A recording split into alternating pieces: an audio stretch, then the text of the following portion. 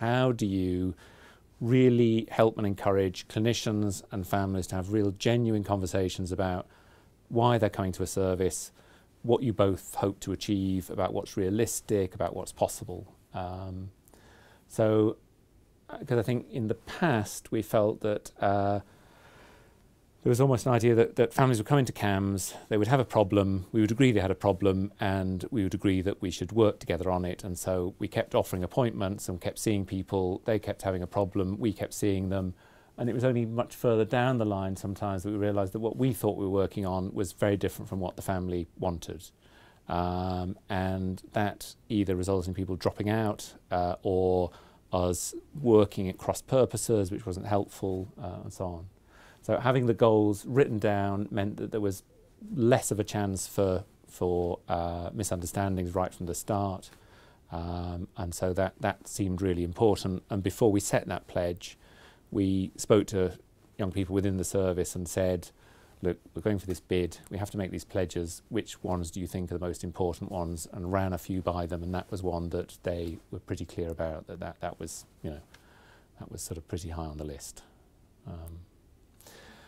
So that was the one around goals. And then the next one, and this was about, the next one was about what we called sacking your therapist. And the idea behind that was, what we wanted to do was, young people vote with their feet in therapy. We know that they drop out if things aren't working. Sometimes they drop out because things are fine and they don't need to come back, but they drop out if things aren't going well. And sometimes clinicians would choose to pass on a young person or a family to someone else within the clinic. But it seemed like all the power was with the clinic and the clinicians. And what we wanted to do was to give some of the power back to families and to young people to say, you know, because we do know therapy is a relationship, and sometimes relationships, they just don't work out. So we wanted to be able to give power to young people and to families so that if things weren't working out in the therapy, they had some say as to whether things should change or not.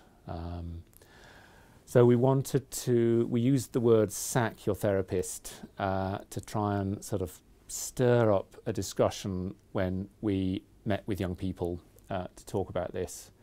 And we were perhaps on hindsight a bit sort of patronising, wanting to be controversial and stir up a discussion, was when we spoke to young people about it.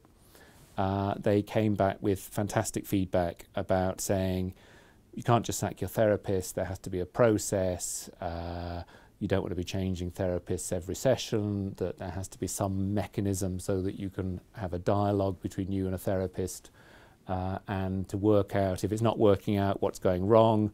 If there is something that's going wrong, can you put it right? And if you can't put it right, then you start having a discussion about whether it's something about the relationship, and the change of person might help improve things and move things forward.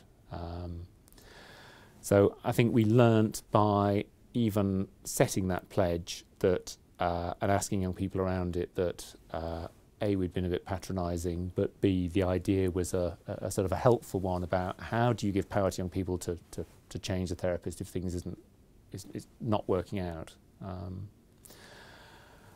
So since then we've been, and again I think this is, in terms of things that have changed within the partnership, it's that people are much more thoughtful about that. Even though we don't have a written down structure yet, but we're working towards that, about what should be the process that therapists go through if a young person says, look, I'm not sure this is working out, or the therapist feels it's not working out. I haven't met a clinician that doesn't want to do a good job, and in doing a good job they want to work with young people as well as they can, and they try really hard. So if a young person turns around and says, look, this just isn't working out, it's human to feel a bit hurt by it. And I think particularly if it's not something that's really thought about and encouraged within the service and not seen as a valuable, positive thing. But I think the more within the service and the more clinicians think about actually a change of therapists can be a really positive intervention. And I think if you see it in that way, then it depersonalises it and it's a useful thing to do rather than someone saying, look, you know, I don't like you, I'm going to see someone else.